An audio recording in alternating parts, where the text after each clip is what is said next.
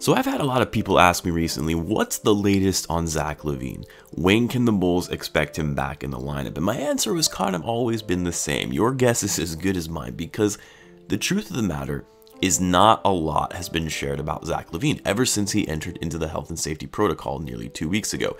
We never found out whether in fact he tested positive for COVID, or he was being kept out due to contact tracing, or if it was an inconclusive test. But either way, everything about Lavine and his situation has been very vague, which has been a little odd to me, and that's what I want to talk about in this video. So what's going on, everyone? You're listening to Bulls Central here. Hope you're all doing well. Guys, apologies, I have been suffering from allergies, so you've probably noticed my voice sounds a little bit differently, but I wanted to make a video anyway, so I went ahead and did it. So last Thursday, it was announced that Zach Lavine has entered into the NBA's health and safety protocol, and that he was likely going to miss multiple games. This is the day after that horrible loss to the Orlando Magic, so the news really couldn't have come at a worse time. Now, naturally, Bulls fans instantly wanted to know, well, how long are we talking about? How long is he going to be out of the lineup? Because at the time that it was announced, it was unknown. They weren't quite sure whether it was going to be for a game or two, if it was perhaps an inconclusive test, or multiple weeks if he had in fact tested positive. All that was being said, or that was being shared, was that it could be multiple games that he would miss. Well, a few hours later, it was announced that Lavine would likely miss between 10 to 14 days, and that was it. There was no confirmation of testing positive or anything else. Now, in the age of HIPAA and health privacy laws, teams are not required to announce a player testing positive to the public unless they consent to it. If you remember, both Chandler Hutchinson and Tomas Satoransky each tested positive earlier in the season, and the Bulls were not able to disclose it, but both players consented to it being announced that they had tested positive for COVID, and they were required to quarantine for 14 days. And then after the quarantine period, there were a handful of days which they were kept out of the lineup to be brought back in before playing contact basketball with the other players. So with all of this in mind, and knowing that it's been 10 days already since Zach Lavine entered into the health and safety protocol, and obviously he is still out with a bit of a vague timeline for return, one would think that he most likely had tested positive and just isn't consenting for it to be made public. Because something like contact tracing, which Lauri Markkanen had to be out for earlier this season, he wasn't out as long as someone like Hutchinson or Satoransky, who did in fact test positive. So contact tracing or an inconclusive test, which Coby had about a month ago, and he only missed 2 or so games. If it was one of those, Lavine would have been back by now, most likely. Now, we did get this tweet from Casey Johnson yesterday that finally gave us an update, although really kind of a non-update, where he stated that Zach Lavine remains in quarantine according to Billy Donovan and will not play on this trip, meaning that he will not play in this trip against Miami, as well as when they head to New York on Wednesday. And then Casey Johnson actually put out another article shortly thereafter that went into a little more detail, but not really all that much. I'll share some quotes that Billy Donovan had provided in that article, where he stated, when asked in an interview yesterday, that Lavine will probably have to go through some checkpoints in dealing with all this, and that he's still in protocol with the NBA. They're working with medical. He then further adds, I think there are probably some things that he's going to have to continually go through in terms of a timeline. I just don't have one. So in short, we still don't know when Lavine will be back. At a minimum, he will miss tomorrow's game against the Heat, and then Wednesday against the Knicks, and it's possible he may miss further games after that, which is really unfortunate for the Bulls, because they could really use their star player down this final stretch of the season to make even a small chance at the playoffs. But this whole situation is just a little weird to me, and I'll explain why. Now, I've heard some people share their conspiracy theories, but really, just more jokes than anything, that, Lavine is intentionally sitting out because he's pissed at the team after that loss against Orlando, and he wants the players to learn how to play together without just having to rely on him all the time, which is bogus. Lavine is a competitor and wants to win. Besides, you can't fake falling into the NBA health and safety protocol.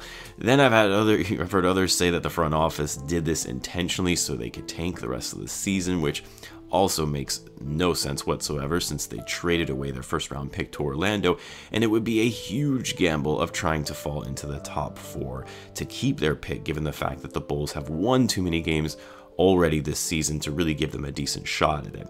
And then of course the other conspiracy theory, which is also just garbage, is that Billy Donovan forced Lavine to sit out because he was actually making the Bulls worse with his selfish style of basketball, and he was having a hard time accepting that he doesn't need to be a #1 option now all the time since they've added Vucevic to the lineup, which is just dumb to say the least. But what is odd to me is that virtually every player this season who has tested positive, or not even that, but has fallen into the NBA's health and safety protocol, and it has been fairly clear why they entered into the health and safety protocol. And for the players who have tested positive, all of them at some point have consented for that to be revealed publicly. And the fact that Lavine entered the health and safety protocol literally less than 24 hours after playing a game on the court with not only his teammates, but also other players on the Magic, all on the court as well, and none of those players fell into the protocol. You would expect at least 1 or 2 would maybe need to be quarantined for contact tracing, similar to what happened with Markkanen when he came into close contact with Satoransky and Hutchinson. And then I think even earlier, the same thing happened in the preseason when the Bulls had found out that Noah Vonleh had tested positive, and a couple of guys had to sit out for a few days because they had come into close contact with him. So that's one. The other is the fact that Lavine has chosen to keep this private, which, I mean, you know, that isn't a problem. That's his right. Lavine just strikes me as a guy who would want it to be known as for why he is being forced to miss time. Like I said, every single player who has tested positive for COVID this season has eventually consented to it being made public, and I don't know why.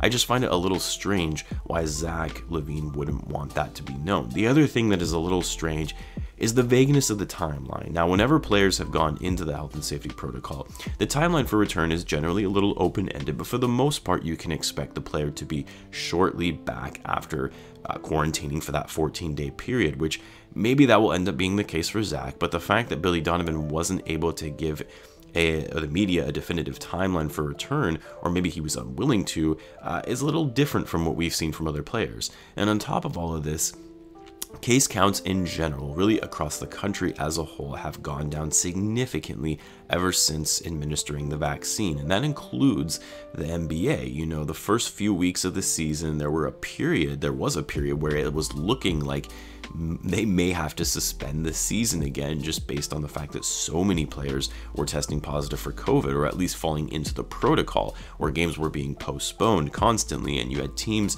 that were playing with the minimum 8 players that they were required to play with. It was getting to be pretty scary and what it meant for the future of the season. But ever since then, and really more recently, positive tests from players have gone down significantly, which makes sense considering players are now starting to get vaccinated. So with all of this in mind, it really surprised me to hear that Lavine had entered into the NBA health and safety protocol, just because, you know, this was happening more infrequently across the league, and you would have to think that this was likely a family member or friend who had recently tested positive that had been in close contact with him, as my hope is Lavine wouldn't have been careless or violated the requirements of the NBA that all players have to abide by in keeping their interactions limited with others in person and maintaining social distancing, etc.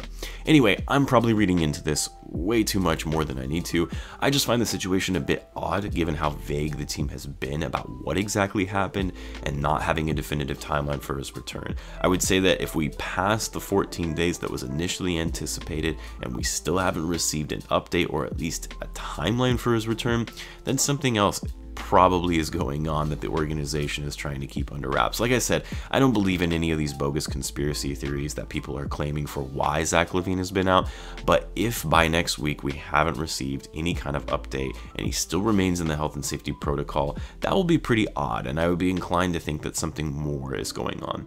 Either way, the Bulls clearly need their all-star back to get us through these final games where the Bulls will be playing one of their toughest stretches of the season. I was hoping he would be back in time for the game on Wednesday against the Knicks, but it's looking like the soonest he would be available that we'll be seeing him in the lineup will be the game on Friday against the Bucks. I want to know what you guys think though. Maybe I'm reading into this too much. Do you think something else is going on, or do you find this situation to be a bit odd given how vague the organization has been about Lavine. Let me know in the comments. Don't forget, the Bulls will be taking on the Heat again tomorrow. I'll have a live group chat for those who are interested in joining and wanting to follow along together. Be sure to subscribe as I post daily Bulls content. Thanks again for tuning in, guys, and I will catch you in the next one.